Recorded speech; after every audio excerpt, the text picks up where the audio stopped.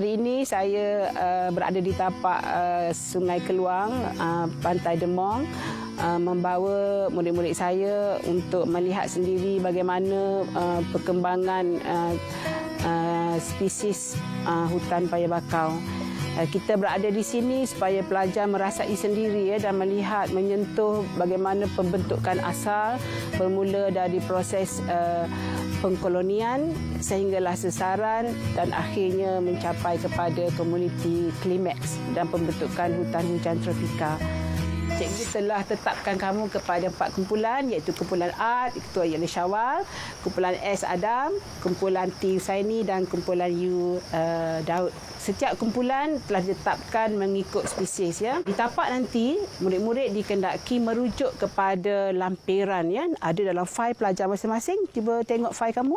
Lampiran pertama untuk video 1, di situ ada soalan dan cuba jawab. Jika perlu melukis apa-apa yang kamu nampak kat situ, sila lukis. Dan ingat ya, apa yang telah kamu jawab di tapak kajian ini, kamu akan bentangkan bila kita balik ke sekolah nanti. Untuk kumpulan penyesar, iaitu kumpulan S, fokus kepada spesies Soneretia, SP, juga Rhizophaura dan Bruguera. Di tapak Sungai Keluang ini, spesies itu tidak ada. Jadi selepas kita mengambil sampel di sini, kita akan bergerak ke Sungai Semerak dalam Beru Pasir Putih. Ya. Di situ kita akan menyambung kajian kita kepada kumpulan S, kumpulan T dan kumpulan U. Di situ nanti kumpulan R juga akan buat kajian sama-sama. Ya. Jadi ada apa-apa soalan ya, jika ada pelajar nak beritahu cikgu, nak tanya, nak apa-apa, ada rasa kemuskilan di mana-mana? Ada? Semua faham? Okey, bagus. Baiklah, kita sama-sama bergerak ke tapak kajian ya. Pelajar akan bergerak mengikut sebelah kiri cikgu. Boleh bergerak sekarang.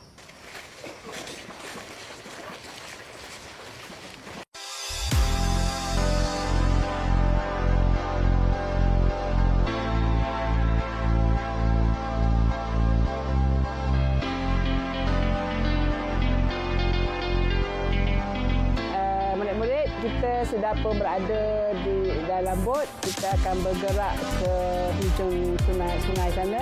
Untuk asal Avicennia SP, okey, kita akan berada di kitaran itu. Lepas, sebab dia berada di kawasan lumpur, maka dia tidak mempunyai cukup oksigen. Ya. Dan lihat sampah sarap. Ada teritik, ada sampah sarap. Kalau kita nak keluar nanti, kita akan jumpa pokok pandanus tepi jalan sana. Nampak macam akar berselirak ni bukan spesies paya bakau.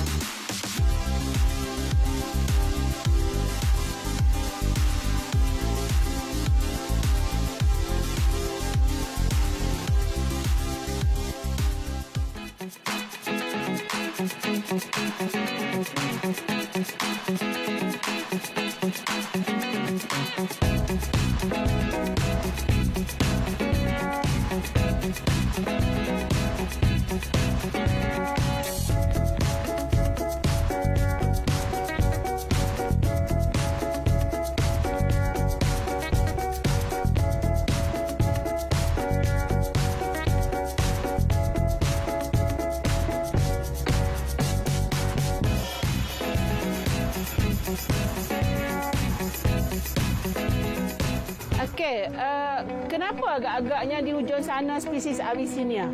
Siapa boleh jawab? Ataupun ombak besar, pokok ini masih ada. Kenapa?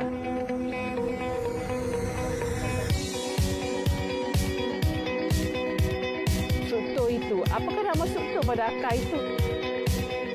Buah pada pokok bakau, ya? Bit. Sebab itu tempat lalu orang kan?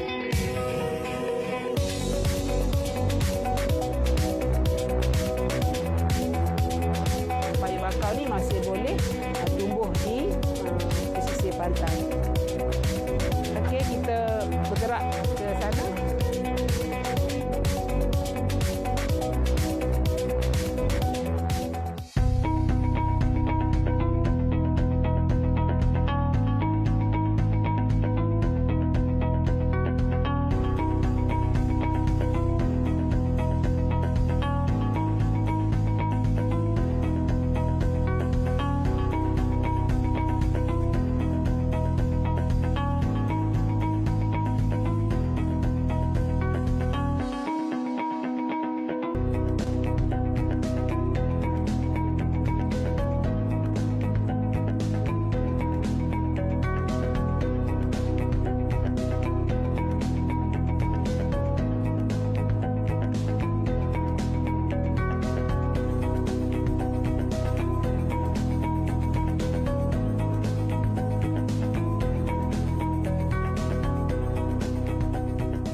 murid-murid akan melihat sendiri bagaimana pembentukan akar penyesuaian bagi spesies Avicennia sp, melihat akar-akar pneumatophore, akar yang berselerak bebas dan juga akar udara yang tergantung daripada batang pokok. Di mana akar-akar ini perlu untuk meningkatkan kandungan oksigen di kawasan ini. Murid-murid juga akan melihat bentuk biji benih pokok Avicennia sp dan membuat sedikit rakaman video bagaimana biji benih itu bila jatuh daripada pokok induk dia akan berada terpacak di atas permukaan selut. Kita dah sampai ke lokasi kedua kita iaitu di lokasi Sungai Semerak dalam Ru Pasir Putih. Di sebelah kanan cikgu, ini dia spesies Rhizophora sp Kumpulan U ditugaskan untuk Rhizophora sp. Di hujung sana spesies Bruguera sp. Jadi Bruguera kumpulan T, dan lepas kita menjawab soalan, pelajar akan lihat kat sini kaji sampel semua, kita akan bergerak ke arah depan, kemudian kita akan pusing kanan arah ke Tok Bali. Di jambatan itu kita akan nampak Sonneretia sp Jadi kita akan berhenti kat situ untuk kumpulan S dan R boleh jalankan kajian terhadap Sonneretia sp. Jadi kamu diberi masa lebih kurang 15 minit untuk turun ke Rhizophora sp dan juga Bruguera. Kemudian kita berkumpul kat sini dan bergerak ke Sonneretia sp. Lengkapkan lampiran kerja kamu dan untuk kita bentangkan di pembentangan dalam kelas petang ini. Okey? Okey, kita bergerak ke sana. Kita akan turun ke kawasan spesies Rhizophora sp. Jadi kita akan cuba pergilah sedekat yang mungkin. Hati-hati turun ni, cikgu turun dahulu ya. Okey.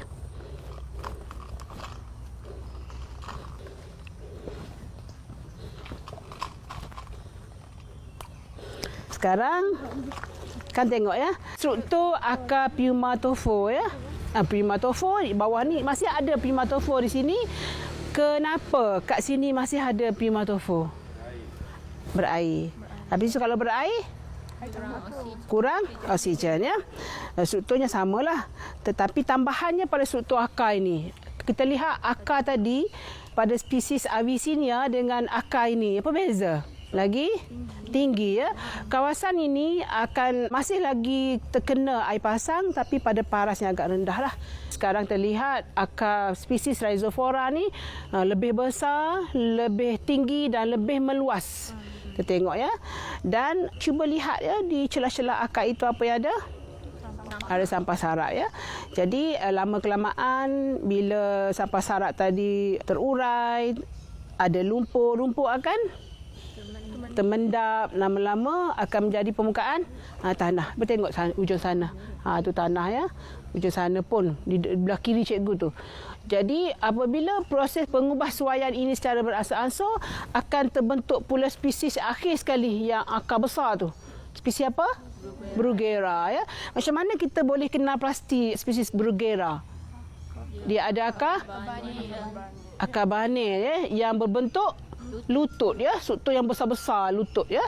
Jadi akar banir dan lutut ni samalah fungsi dia dengan pneumatophore ya untuk pernafasan. Jadi murid-murid boleh rujuk modul lampiran dan cuba jawab ya untuk pembentangan kita nanti.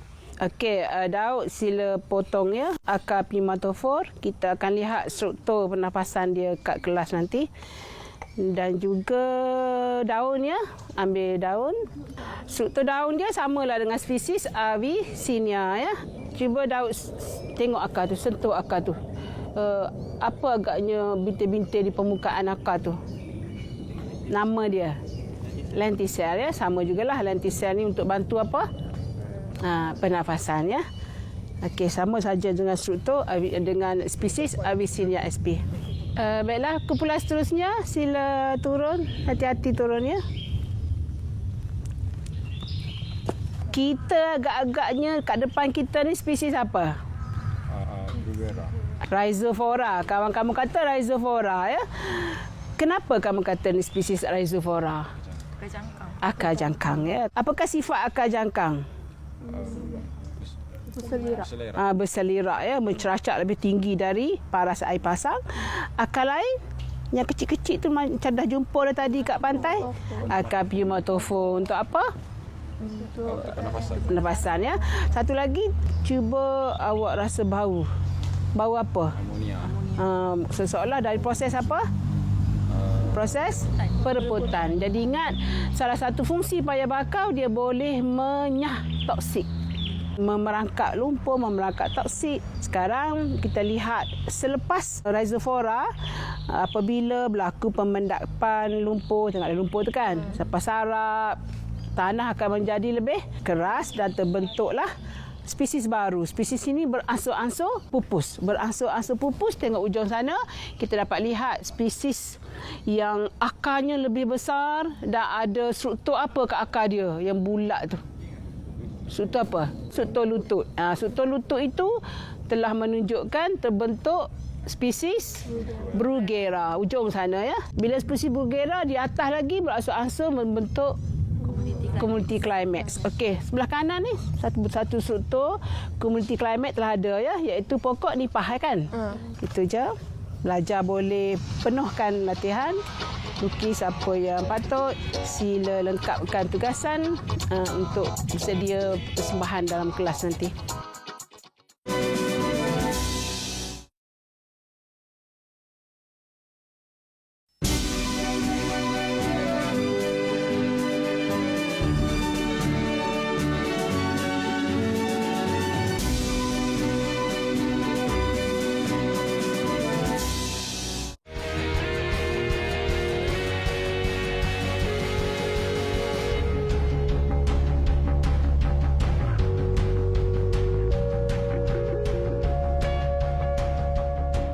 Baiklah murid-murid, kita sudah pun kembali ke makmal untuk membuat pembentangan hasil daripada kajian lapangan kita. Kita telah pun bersama-sama pergi ke Sungai Semerak ya di Pantai Demong dan satu lagi Sungai Semerak ya di Pasir Putih Kelantan. Baiklah, pelajar telah lihat bagaimana pembentukan ya sebuah hutan payah bakau bermula dengan proses pengkolonian daripada tanah lumpur tanpa apa-apa tumbuhan, kemudian disusuli dengan perintis, yang kedua penyesal pertama, yang ketiga penyesal ketiga, yang keempat community climax dan berakhir dengan hutan hujan tropika ya. Baiklah, untuk menentukan ya, bagi pihak cikgu untuk menentukan kamu sama ada kamu faham atau tidak apa yang telah kamu lalui tadi, boleh tak huraikan dengan lebih jelas kawasan di mana hutan payah bakau ni terdapat ya? Bagaimana kamu nak huraikan di kawasan macam mana ada hutan payah bakau itu? Okey, siapa nak cuba? Okey, Daud, cuba Daud. Hutan payah bakau terdapat di kawasan air tawar yang bertemu dengan muara sungai. Yang terutamanya di muara sungai yang terlindung daripada pukulan ombak yang kuat. Lepas tu dia boleh didapati di sepanjang pantai semenanjung Malaysia. Okey, betul ya Daud. Cuba tengok paparan skrin ini ya. Ini adalah muara Sungai Keluang. Di mana di depan ni adalah kawasan laut lepas, di mana bila ada ombak akan menyusuri kawasan ini dan sampai ke bahagian pokok ini. Ini adalah kumpulan pertama ya, iaitu kumpulan perintis. Baiklah, kumpulan perintis ni daripada spesies Avicennia. Okey, bagus ya. Okey, bagaimana pula keadaan ya zoom perintis ni ya? Apakah keadaan atau tempat di mana zoom perintis ini berada? Kawasan mana? Baiklah, cuba Adam jawab. Zon perintis ialah zon yang paling dekat dengan laut. Ia juga terdedah kepada air pasang surut 2 kali sehari dan pukulan ombak. Spesies pokok bakau yang terdapat di zon perintis ini ialah Avicennia sp dan Soneratia sp. Tadi pelajar telah melihat ya bagaimana pertumbuhan spesies pertama ya pada zon payah bakau, iaitu spesies perintis, iaitu Avicennia sp dan juga Soneratia sp. Kedua-dua spesies itu merupakan spesies perintis. Macam mana ya kita nak bezakan bila kita pergi ke kajian lapangan, kita nak tentukan spesies yang mana Avicennia, spesies yang mana Soneratia. Okey, siapa cuba nak jawab? Okey, Syawal. Apa yang membezakan antara spesies Avicennia sp dan Soneratia sp ialah lokasi pokok paya bakau tersebut. Avicennia sp ialah pokok paya bakau yang terletak di muara yang menghadap laut, manakala Soneratia sp ialah pokok paya bakau yang berada di sepanjang muara sungai. Okey, tepat ya, bagus. Avicennia sp kita boleh kenal pasti sebab Avicennia sp itu akan tumbuh di kawasan yang menghadap laut. Maknanya bila ombak menghempas ke kawasan dia ya. Kalau Soneratia, bila kita dah masuk ke sungai, muara sungai ke sungai-sungai. Jadi sungai, tebing-tebing sungai itu kita akan jumpa Soneratia sp. Okey. Bagaimana pula kita nak kenal pasti ya zon yang kedua ya, kumpulan perintis ini lama kelamaan dia akan disesarkan secara perlahan-lahan. Jika kita bergerak di sepanjang paya bakau, macam mana kita nak kenal pasti kita dah sampai ke zon penyesar, zon pertama. Okey, Adibah. Cikgu, zon penyesar ialah zon yang terdapat di sepanjang muara sungai yang terdiri daripada pokok-pokok Rhizopora sp atau dikenali sebagai pokok bakau minyak. Okey, zon penyesar yang kedua. Zon penyesar yang kedua ni tentulah mempunyai struktur akar yang lebih besar dan tentu kedudukan dia lebih jauh ke pendalaman. Okey, agak-agaknya nama apa spesies itu? Okey, Sandy. Cikgu, zon ketiga ni, ciri-ciri kawasan ini terletak jauh di pendalaman. Di samping kawasan ini kurang ditenggelami oleh air pasang. Okey, yang terakhir, kawasan ini juga banyak ditumbuhi oleh pokok Bougueria sp. Kita dah belajar tadi, kita dapati hutan paya bakau ni di pesisir pantai. Negara kita mempunyai kawasan hutan paya bakau yang sangat luas pesisir pantai. Jadi bila kita nak bercerita tentang bagaimana struktur akar itu, kenapa contoh Bruguera itu struktur akarnya besar dan panjang, sebab dia tidak lagi terdedah kepada air pasang biasa, tetapi dia mungkin akan terdedah pada air pasang yang sangat besar sebab ia sudah pun berada di bahagian pendalaman ya. Cuba pelajar lihat skrin ini ya. Agak-agak ni, ini Rhizopora atau Soneratia atau Avicennia sp. Soneratia. Sebab ini bukannya laut. Tengok air tak berombak, air tenang. Ini adalah Soneratia yang berada di muara sungai ya. Okey, sekarang kita tengok ini pula. Ini ialah Rhizopora dan yang ini pula Bruguera ya. Semasa cikgu mencari tapak untuk kita buat kajian lapangan ni, cikgu telah cuba Google Map ya, dan cikgu akan jumpa kawasan pantai Dendong ini dan kita akan dapat melihat ya kawasan ini. Ini jeti tempat kita naik bot dan kita telah pergi ke sini. Di sini kamu dapat melihat akar apa yang keluar terjuntai tu? Akar udara, dan di bawah ini ada apa? Pneumatofo, dan tentu awak telah ambil sampel apa? Biji benih ya. Baiklah.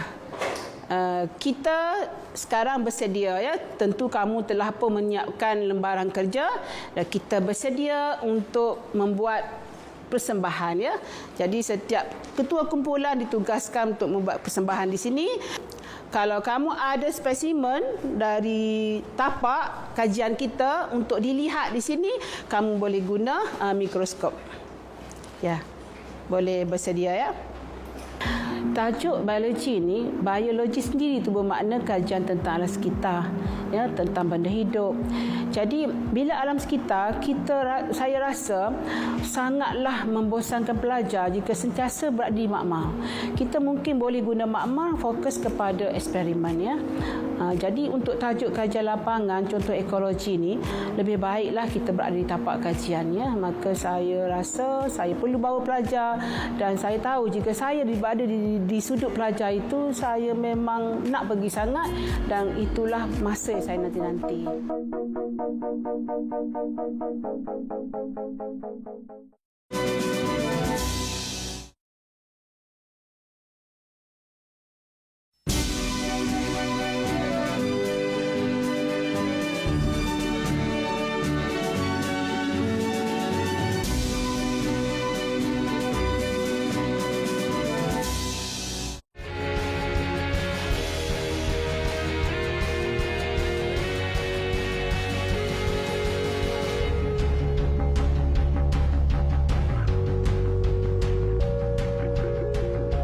Murid-murid, cikgu yakin murid-murid sudah pun menjalankan sesi perbincangan dalam kumpulan masing-masing.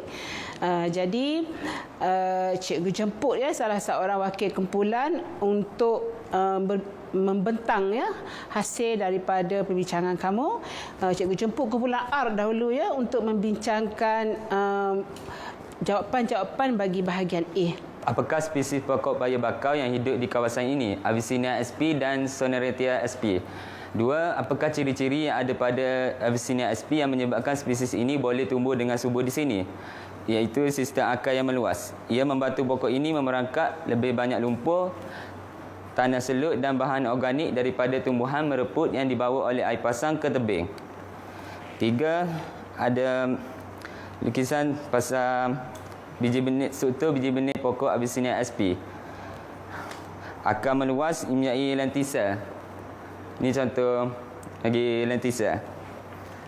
2. Akar pneumatofor. 3.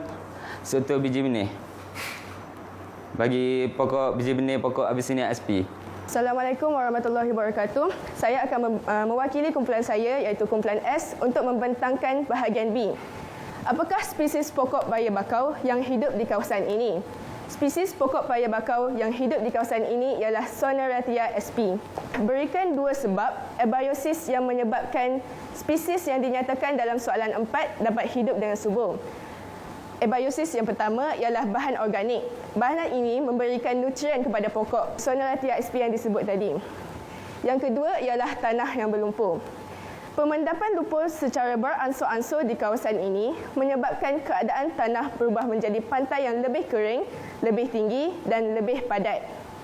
Maka Soneratia sp akan disesarkan secara beransur-ansur oleh spesies pokok bakau iaitu Rhizophora sp. Seterusnya, saya akan mewakili kumpulan P untuk membentangkan bahagian C. Apakah keistimewaan pada spesies pokok bakau Rhizophora sp di sini? Pokok Rhizophora mempunyai akar jangkang. Apakah struktur akar yang ada pada spesies ini yang membolehkan spesies ini memandiri di habitat ini? Akar yang berselirat untuk menyokong spesies ini dalam tanah yang berlumpur. Seterusnya, apakah kelebihan akar jangkang bagi spesies ini? Ia memerangkap lebih banyak lumpur dan sampah sarap. Yang kedua, spesies Rhizophora sp yang sudah tua akan menghasilkan humus apabila ia sudah mati dan mereput. Seterusnya, lakarkan struktur akar jangkang dan pneumatofor bagi spesies di habitat ini. Ini merupakan akar jangkang dan yang keluar daripada lumpur ini merupakan akar pneumatofor. Saya mewakili kumpulan U akan membentangkan bahagian D. Pokok bakau di kawasan ini terdiri daripada spesies Bruguiera sp. Apakah nama struktur akar bagi pokok bakau spesies ini? Nama struktur akar bagi pokok bakau spesies ini ialah akar banih. Ia untuk sokongan dan pneumatofor berbentuk lutut untuk pertukaran gas. Lukiskan struktur tersebut. Rakan-rakan boleh lihat lukisan yang telah saya lukis ini. Ini merupakan akar banig dan ini merupakan pneumatofor berbentuk lutut. Baiklah murid-murid, cikgu sambung ya pembentangan tadi. Kita lihat bahagian D. Lokasinya di pantai dalam Ru. Perubahan persekitaran yang berlaku secara berterusan menyebabkan tanah di pantai lama-kelamaan menyerupai struktur tanah di daratan. Okey, daratan jawapannya ya. Keadaan ini lebih sesuai untuk pokok seperti Niva fructicans dan Pandanus sp. Ingat ya, bila pelajar bagi contoh kepada sesuatu nama tumbuhan, mesti ada SP. SP ni merujuk kepada spesies. Kita dah belajar tentang tajuk penamaan nama saintifik bukan? Pokok daratan yang lain akan tumbuh dan sesaran terus berlaku. Sesaran maknanya menyingkirkan tumbuhan yang asal ya. Sesaran terus berlaku hingga akhirnya hutan hujan tropika terbentuk. Okey, pembentukan hutan hujan tropika merupakan community climax bagi keseluruhan proses sesaran paya bakau. Baiklah, ini adalah pelajaran tingkatan 4 ya. Bila kamu naik tingkatan 5 nanti, kita akan guna poin terutama 17-18 itu ya. Bagaimana pokok-pokok tumbuhan peringkat tinggi termasuk dalam kumpulan angiosperm dan bagaimana keadaan hutan ya, kanopi hutan. Jika kamu pernah pergi camping ya, kamu perasan tak semasa kamu bergerak dalam hutan ada pokok-pokok kecil tak? Ada. Adakah pokok-pokok kecil itu mengganggu kamu berjalan dalam hutan itu? Ada. Adakah keseluruhan? Tidak ya. Bila dia tengok hutan itu sangat panas atau redup? Kenapa redup? Pokok-pokok yang besar ya menguasai kanopi hutan. Pokok-pokok besar itulah kita panggil hutan hujan tropika ya, termasuk dalam community climax. Okey. Baiklah, sekarang kita lihat pula kepada maksud ya. Pelajar telah pun belajar bagaimana kita pergi ke tapak yang banyak selut, banyak lumpur, banyak air, iaitu air laut yang dibawa melalui ombak ya. Dan di situ pada asalnya tidak ada spesies pun, tapi lama-lama ada spesies baru yang kita panggil spesies perintis ya. Spesies perintis ini dia mengkoloni, menguasai kawasan itu dan membentuk hutan paya bakau dari spesies Avicennia sp dan juga Sonoretia sp. Ini kita panggil proses pengkolonian. Ya. Jadi pelajar kena tahu apakah takrif proses pengkolonian. Okey, siapa nak cuba bagi takrif? Okey, Syamilah. Pengkolonian ialah proses di mana organisma hidup menakluki kawasan baru yang belum pernah ditakluk oleh organisma lain. Okey, bagus ya. Jadi cikgu rasa sangat gembira ya. Nampaknya kamu sangat boleh jawab dengan mudah ya. Baiklah. Sekarang cuba buka lampiran kerja 2. Itu merupakan lampiran untuk penilaian. Sekarang kamu boleh jawab ya sama ada secara kumpulan atau individu. Tapi sekarang cikgu lebih suka kamu jawab dalam bentuk individu ya, sebab kita nak uji setakat mana kita faham tentang topik yang telah kita belajar dalam sesi ini. Cikgu bagi masa 5 minit ya, boleh buat sekarang.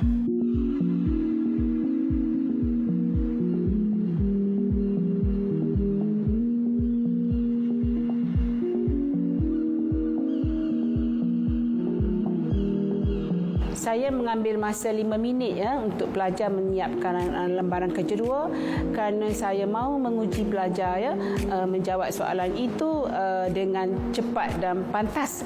Baiklah pelajar, cikgu rasa kamu sudah pun selesai melengkapkan lampiran kerja 2. Sekarang kita tengok sama-sama jawapannya. Pelajar boleh periksa di tepi ya. Proses pembentukan koloni baru dalam habitat baru disebut sebagai pengkolonian. Betul. Proses penyesal akan menggantikan spesies dominan dalam satu habitat semasa sesaran juga. Betul. Proses penyesal bagi tumbuhan terapung semasa proses pengkolonian dan sesaran di kolam di kolam ialah tumbuhan tenggelam. Yang ini tajuk lepas ya. Kita dah belajar tajuk lepas, saja cikgu masukkan nak uji kamu sama ada masih ingat atau belum. Jadi jawapan dia adalah salah, bukan? Komuniti beserta persekitarannya mewujudkan suatu ekosistem. Betul? Spesies dominan adalah spesies yang terdapat paling banyak populasi dalam sesuatu komuniti. Cikgu nak populasi dan komuniti. Populasi komuniti ni kamu dah belajar semasa menengah rendah. Apa dia populasi? Apa dia komuniti? Kalau cikgu kata di sawah padi ya, bukan di padang rumput. Kita ada haiwan apa di padang rumput? Belalang yang besar-besar yang awak nampak. Tentulah haiwan yang makan rumput. Lembu. Lagi satu lagi, kambing ya. Jadi apakah takrif populasi? Satu atau lebih kambing? Lebih. Satu atau lebih lembu? Lebih. Okey, sekarang kat padang rumput tadi ada kambing, ada lembu, semua lebih. Jadi populasi kambing, populasi lembu. Okey, kat situ juga ada faktor abiosis. Maka kita kata populasi kambing, populasi lembu membentuk satu komuniti. Itu pengetahuan sedia ada kamu yang patut kamu ingat. Okey? Okey, kolam disebabkan keadaan tanah dasar kolam semakin keras. Salah. Di payah bakar, spesies perintisnya ialah Rhizophyra sp dan Bruguera sp juga salah. Okey, tentulah salah yang tu ya. Spesies Avicennia sp terdapat di muara sungai yang terlindung. Salah. Baiklah, negara kita sebenarnya negara yang berbentuk seolah seperti Tanjung kan, kalau buat peta Malaysia ya. Dan sebahagian besar pantai-pantai di Malaysia dipenuhi oleh hutan-hutan payah bakau ya. Okey, kita lihat di skrin ini menunjukkan taburan hutan payah bakau yang telah dibuat kajian pada kawasan Selat Melaka. Okey, kita lihat yang warna hitam ni tebing berlumpur, ini dia. Okey. Yang ini Avicennia. Ini lumpur ya. Lumpur ini telah mengalami penyesuaian di bahagian atas ni menyebabkan Avicennia sp boleh tumbuh dengan bagusnya. Kemudian kita lihat yang kedua, yang ini ya.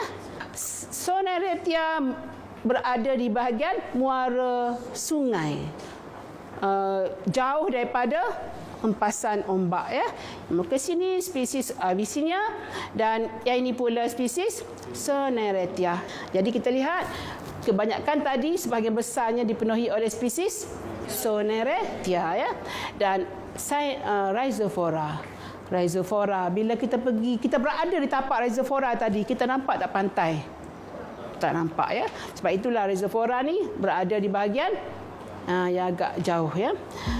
Dan barang kerja dua tu bukan saja untuk mencari ya tahap mana kefahaman pelajar secara personal, saya juga mengesan pengetahuan lalu.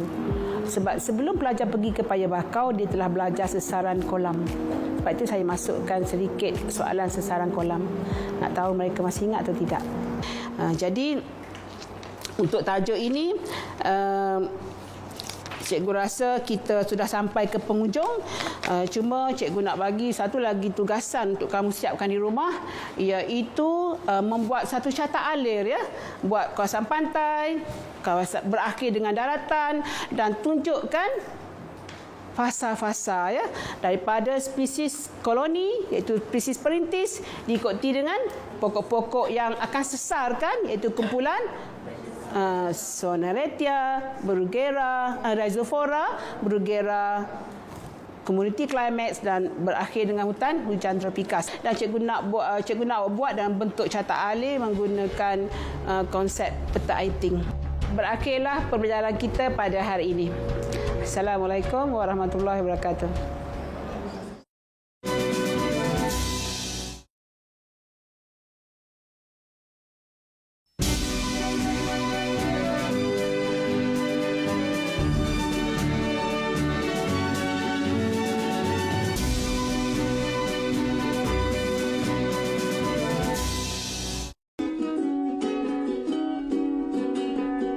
Alright, hari ini kita akan buat eksperimen. Okey, semua excited nak buat eksperimen tak?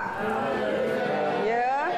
Okey. Okay, so sebelum kita start off eksperimen, cikgu nak tanya a few questions dulu. Okay, beberapa soalan so that nak refresh your memory bank. Apa benda yang kita nak buat ni? Okay, alright. First, soalan pertama cikgu. Apakah transpirasi? Safa? Transpirasi adalah proses kehilangan air yang berlebihan dari permukaan tumbuhan. Dalam bentuk apa air itu hilang? Wap air. Okey, I mean, boleh nampak tak? Ni, pokok depan ni. Nampak tak air tengah hilang ni? Tapi air tengah naik tak? Macam ni tahu naik? Macam ni tahu naik? Okey, so hari ni kita nak tahulah macam mana air tu boleh naik, betul tak? Okey, so dia naik, kita tahu your basic knowledge apa? Melalui xylem. Okey, so hari ni kita akan buat eksperimen yang mana kita nak tahu apakah faktor-faktor yang boleh mempengaruhi kadar transpirasi. Okey, macam mana air boleh hilang daripada tumbuhan. Okey, so ada 4 faktor. Betul? Faktor yang boleh mempengaruhi kadar transpirasi itu berlaku. Kehilangan air itu berlaku cepat lambat tu kita boleh tengok. Ada 4 faktor. Okey, siapa nak bagi faktor pertama? Alright, okey, Masifah. Faktor pergerakan udara. Pergerakan udara. Okey, bagus. Alright. Faktor kedua, dia tak ikut susunan dia, mana-mana boleh. Iman. Keamatan cahaya. Keamatan cahaya. Okey, bagus. Ketiga, faktor ketiga, Syamil. Suhu persekitaran. Suhu persekitaran, betul. Dan yang last one. Okey, Halimah. Kelembapan udara. Kelembapan relatif udara. Okey, very good. Okey, terima kasih. Alright, kita ada 4 faktor hari ini. So, 4 faktor ni akan dikaji. Alright, first thing, nanti you bila turun bawah, kita akan pilih pucuk. Betul? Okey, pilih pucuk yang berdaun. Jangan pilih pucuk yang tak berdaun, yang togel. Memang result tak ada. Okey, so kena cari pucuk yang berdaun. So, contoh yang ada kat depan cikgu ni, macam inilah kononnya kan. Okey, so apa you buat ialah pilih pucuk yang berdaun. Make sure saiz batang yang kita nak gunakan ni sebesar sedikit daripada tiub getah yang ada dekat atas meja awak tu. Nampak tak tiub getah atas meja tu? Okey, so diameter batang ni mesti lebih besar sikit daripada tiub getah. Why? Kenapa kita kena pilih yang lebih besar daripada tiub getah? Supaya dia kedap udara ataupun yang kita lain. Kalau dia longgar, nanti udara senang masuk. So, result eksperimen dah terganggu. Betul? Okay, so make sure ketat. Agak besar sikit lah daripada tiub getah. Okay, lepas tu, macam mana cara nak potong pula? Okay, make sure kita turunkan. Mari kena 2-3 orang buat kerja ni lah. Okay, turunkan pucuk ni sampai kena masuk dalam air. So, pucuk ni mesti berendam dalam air dan potong. Be careful dengan pisau. Okey, potong secara serong. Kenapa kita kena potong serong ni? Azrina? Kenapa kita kena potong dia serong? Sebab kita nak meningkatkan luas permukaan. Ya, bagus. Meningkatkan luas permukaan supaya air lebih banyak boleh naik dengan baik. Okey? So, kita potong di dalam air. Jangan sekali-kali dia terkeluar daripada permukaan air. Okey? Kalau potongan awak tu berada di atas air, dan tak boleh guna dah. Jadi, kena cari pucuk yang lain. Okey? So, be careful dengan pisau. Buat dan biar bila dah siap potong, pucuk daun tu mesti sentiasa berendam dalam air, jangan keluarkan. Okey, dan cepat-cepat bawa naik ke makmal balik semula. Alright, okey, kalau dah ready kita boleh bawa turun sekarang.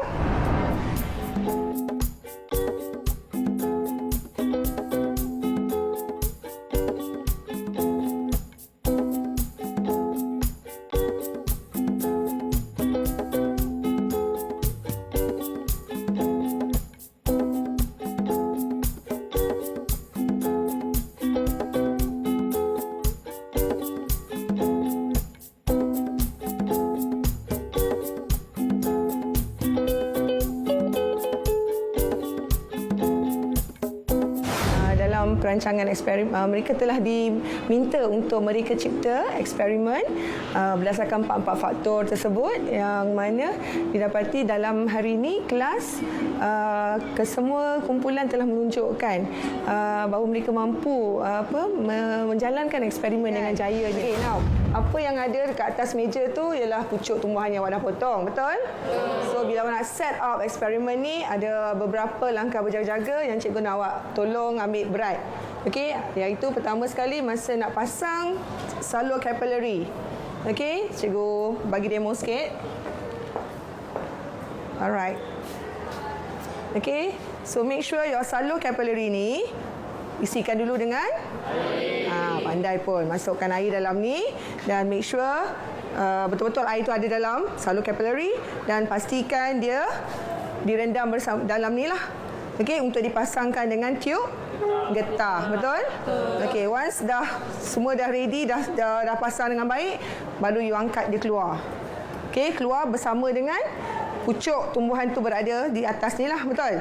This is salur capillary awak punya tube getah, and this is your pucuk tumbuhan. Okey, then make sure bika dah isi dengan air siap-siap. Okey, dan release.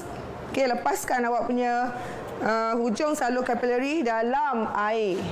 Okey, sebab kita nak elakkan daripada ada masuknya udara. Okey.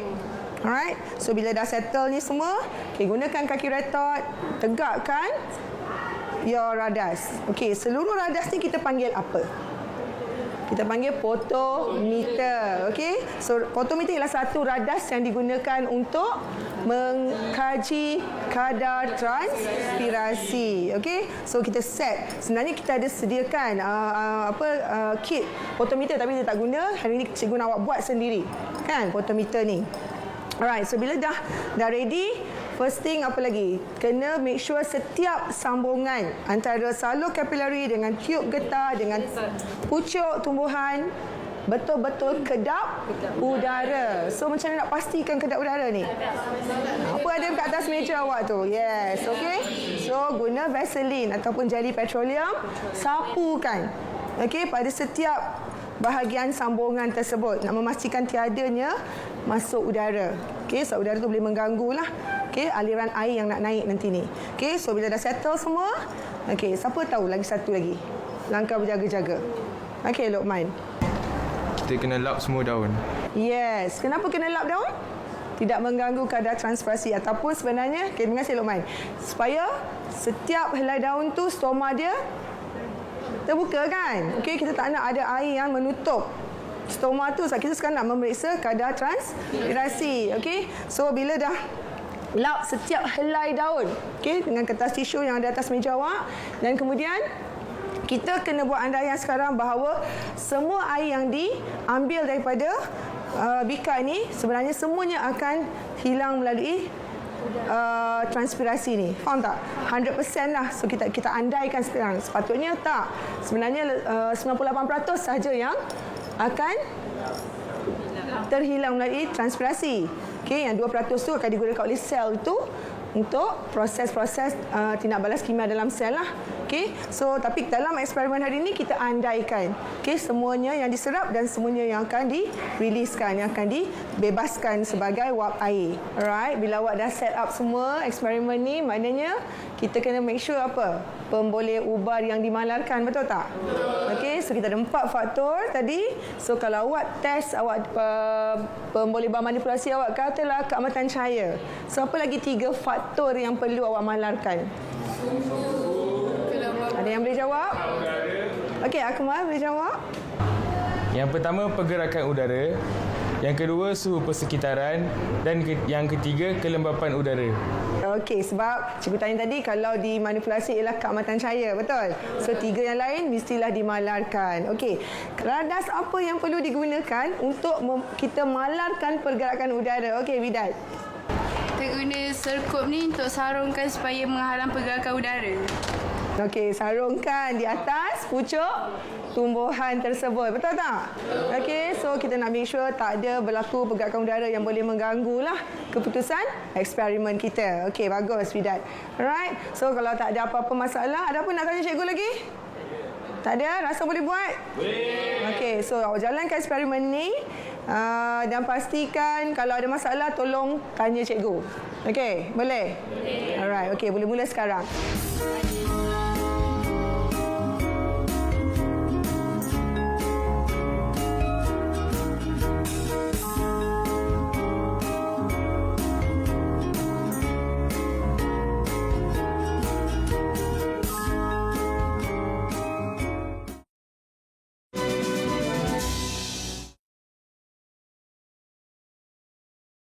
Semua kumpulan dah siap?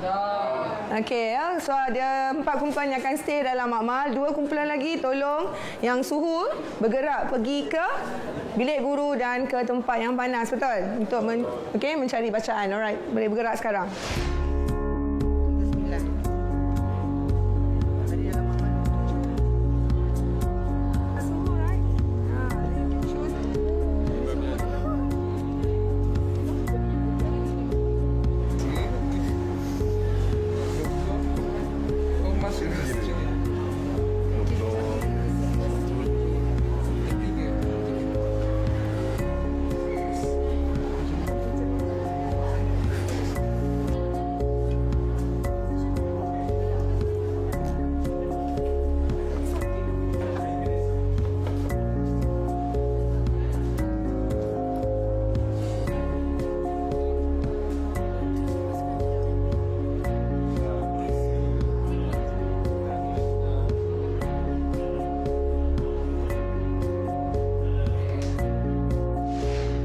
Okey, nampaknya semua dah ready dengan nak present, betul? Nak bentang kan? Okey, kita akan mulakan pembentangan dengan kumpulan pertama iaitu tentang keamatan cahaya. Okey, cikgu persilakan Rufaidah untuk membentangkan. Kumpulan saya, kumpulan 1 telah mengkaji kesan keamatan cahaya terhadap kadar transpirasi. Okey. Jarak mentol bila dia 50 cm daripada pucuk yang dengan restart stand tu, dia punya purata dia 9.85. Kadar transpirasi dia purata dia iaitu dalam bentuk cm bahagi dengan sin. So dapat 0.016. Untuk jarak 40 cm purata dia 12. Kadar transpirasi dia 0.010. Jarak 30 0.024. Jarak 20 0.028. Okey, so kesimpulan dia semakin tinggi keamatan cahaya, semakin tinggi kadar transpirasi. Terima kasih. Okey, kumpulan kami telah melakukan kajian terhadap kesan kelembapan relatif udara ke atas kadar transpirasi tumbuhan. Jadi kami telah menggunakan kalsium klorida kontang sebagai bahannya. Okey. Bagi penyataan masalah, kami telah penyataan masalah bagaimanakah kelembapan relatif udara mempengaruhi kadar transpirasi tumbuhan. Okey, ini adalah keputusan kami yang telah kami dapatkan. Kelembapan udara 10%, kalau lihat kat sini kan. Kadar transpirasi dia 1.125. Untuk yang 40% pula, tengok kita berbeza 0.425. Sangat berbeza jauh tu. Tengok yang 10% dia tinggi kadar transpirasi dia. Yang 40% makin rendah. Okey, dapat tu kesimpulannya. Semakin tinggi kelembapan udara, semakin rendah kadar transpirasi pada tumbuhan. Jadi hipotesis diterima. Terima kasih. Jadi, kumpulan kami, kumpulan 3, menyiasat tentang kesan pergerakan udara terhadap kadar transpirasi. Okey, kita tengok pernyataan masalah. Adakah kesan pergerakan udara mempengaruhi kadar transpirasi? Okey, so hipotesis yang kita orang andaikan, semakin cepat pergerakan udara, semakin tinggi kadar transpirasi. Okey, jadi untuk tengok hipotesis tadi, kita tengok keputusan kan. So keputusan yang kami dapat 0123 pergerakan udara, kosong kadar transpirasi dia rendah 0.28. Lepas tu dia naik sikit-sikit 0.37, 0.68 dan 0.84. Jadi kalau tengok kat sini, hipotesis diterima tau. Semakin cepat pergerakan udara, semakin tinggi kadar transpirasi. Kumpulan kami telah jalankan eksperimen kesan suhu terhadap kadar transpirasi. Tujuan kami ialah untuk mengkaji kesan suhu persekitaran terhadap kadar transpirasi. Untuk hipotesis kami ialah semakin tinggi suhu persekitaran, semakin tinggi kadar transpirasi. Untuk keputusan, kami telah adakan di tempat yang berbeza iaitu di 3 tempat. 1 makmal, laman sekolah dan bilik guru. Tujuan kami adakan di tempat-tempat yang berlainan ialah untuk mendapatkan suhu yang berlainan. Jadi kami ambil 2 bacaan untuk mendapatkan bacaan purata. Bagi makmal iaitu suhu suhu persekitaran dia ialah 27 darjah Celsius.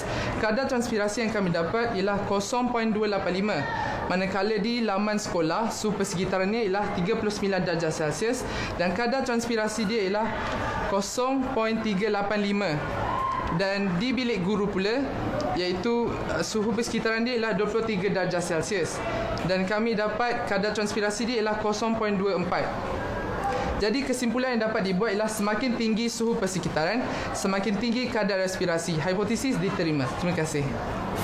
Okay. Dan saya dapati mereka faham bahawa dalam setiap pembelajaran sains memerlukan kepada penyiasatan. Okay, penyiasatan eksperimen yang dijalankan ni menguji hipotesis, kebenaran hipotesis. Jadi didapati daripada end of the lesson tu, semua kumpulan dapat menyatakan hipotesis diterima. Okey, kelas.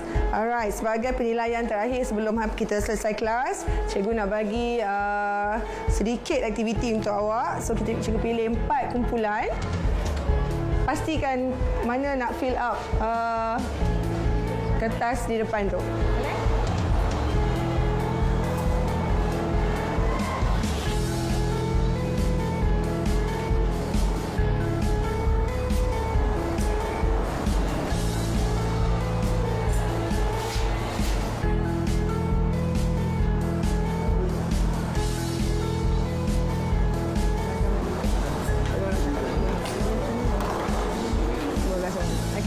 Terima kasih, semua dah siap isikan tempat kosong.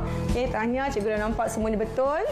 Okey, jadi saya rasa pelajar dapatlah menguasai pembelajaran hari ini. Okey, iaitu mereka telah dapat mengkaji kesan-kesan ataupun faktor-faktor yang mempengaruhi kadar transpirasi tumbuhan.